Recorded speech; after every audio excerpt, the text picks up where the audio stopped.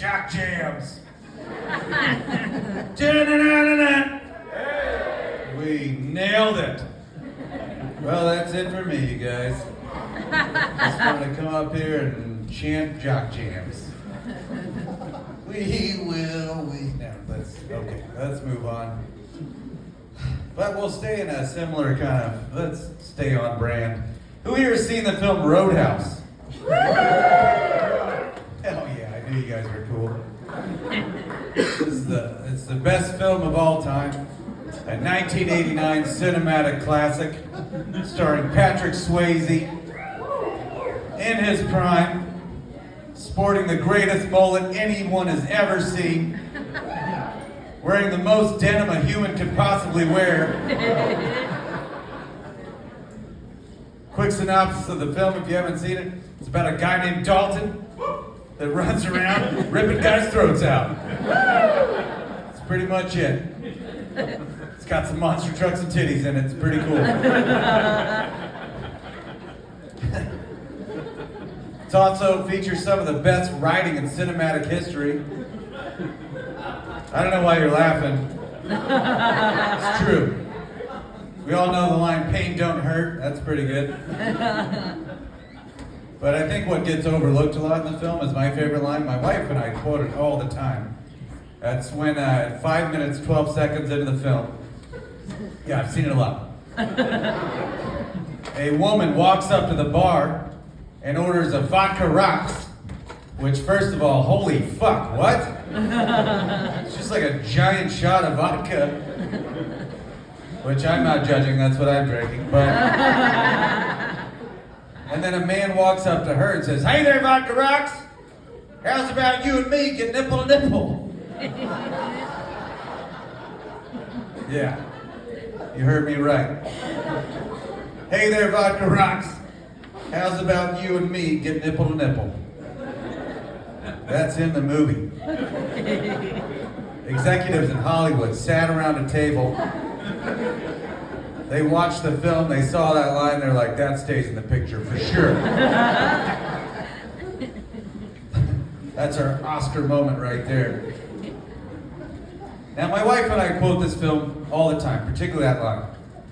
Like saying, "Hey there, vodka rocks, how's about you and me get nipple to nipple to each other?" That's like saying, "I love you," or "good morning" around our house, you know? And a few weeks ago, my wife was walking to pick up her car from the mechanics about a half mile away, and I happened to be driving by. I do a U-turn, pull up next to her, and I yell out the window, "Hey there, vodka rocks! How's about you and me get nipple to nipple?" I say this to her so much it doesn't even faze her. She just gets in the car, we drive off like nothing ever happened. And then a few hours later, she starts cracking up, and I'm like, "What's so funny?" And she was like, "There were other people on the sidewalk when you yelled that to me. And then I got in the car."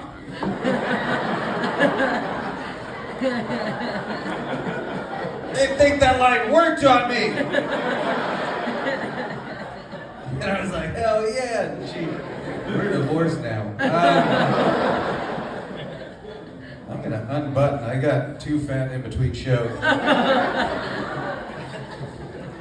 This already was so tight, and then I had pork sliders and some drinks. And the whole time I was telling that joke, I was like, I can't fucking breathe. Jesus. Okay, that would have been hilarious if I just passed out at the end. My wife and I went to a music festival a few years ago, and we were going to see a friend's band play. And after her performance, we were going to go hang backstage, the backstage area at at her trailer. All the bands have like a bunch of trailers back there, and there were two problems. They all look the same. That's one. And the second problem in finding her trailer, we were on all the mushrooms in the world. So it was rather difficult. And at one point, we think we're about to find her trailer, about to walk in, and then our friend is about to grab the door to open it, and she yells, "Oh shit!" And then she jumps backwards, and that's when we realized it was not her trailer. Yeah, it was the trailer that belonged to another musical act. Perhaps you've heard of them. They're called the Wu-Tang Clan. Yeah, the three of us ding-dongs are just tripping balls. About to walk in like, hey guys, what's up?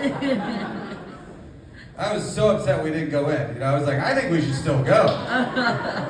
I was like, I can taste yellow. The universe is in my heart right now. They'll know what I'm talking about. My wife and our friend was like, no, we have to leave right now. And I have regret about this whole situation to this day, Like, the only way I find solace is I tell myself that somewhere in the multiverse, there is another me out there. Another Doug that did go in that trailer, and he is now in the Wu-Tang Clan. That's right. Somewhere out there, it's Raekwon and RZA and Jizza and Ghostface Killah and Doug. Sure, I bring a lot to the group. My raps about farts. Sir, you're gonna love a few of my jokes later. That belly laugh about farts? Oh, you get ready, buddy. I stopped a woman on the street the other day and I was like, hey, I love your pants. And then she scanned me up and down as if to look for something on me to compliment. And then she just said, thank you. Fuck you, lady. It's pretty easy to lie. In her defense, I was only wearing Crocs. So, kind of get it. Do you guys remember 2020? Yes. I love, just starting to build momentum and then I bring that up and everybody's like, fuck you.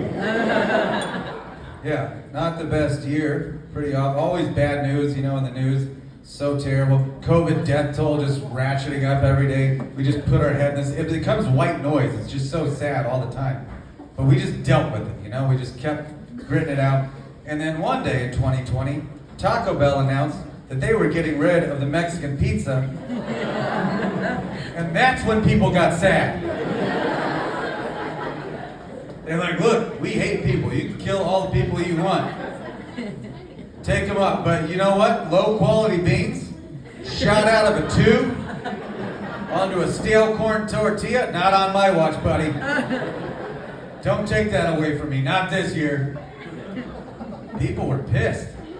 My social media feed blew up, My friend Max posted a link about the whole thing, and then he had this 500-page essay about how sad he was.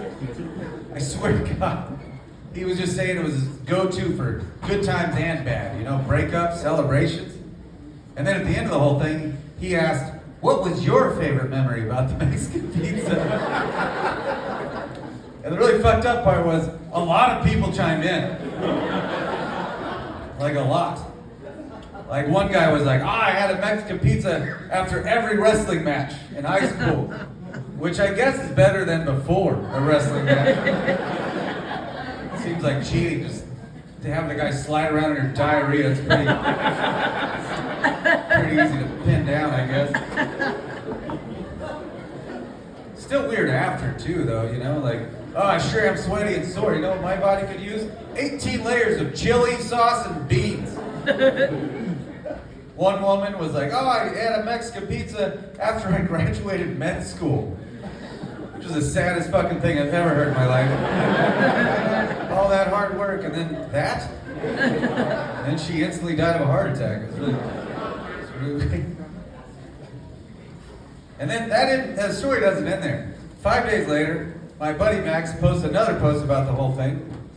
This time with a picture of a Mexican pizza that he has made at home. That's right, he did a bunch of research. He went through all the stages of grief, landed back on insanity, got in the kitchen and was like, the Mexican pizza doesn't die on my watch. God, can you imagine wanting diarrhea that bad? Jesus Christ. Fucking Max. My favorite part about porn. I have no transition, you guys. My favorite part about porn, aside from all the cool stuff, you guys know what I'm talking about. Especially that guy. I randomly pointed that way and you were already there for me, buddy. Thanks. My favorite part about porn is like when like two people are going at it, there's like a 400-pound dude getting his ass eaten out by a young lady, and then in the background you see like cheesy Target wall art. It just says something like, "Don't be afraid to be great." And you're like, they're doing it, they're not afraid, they are great. Just realized like that just makes it look like that's all I watch is 400-pound guys getting their ass eaten, but I watch other porn. This is super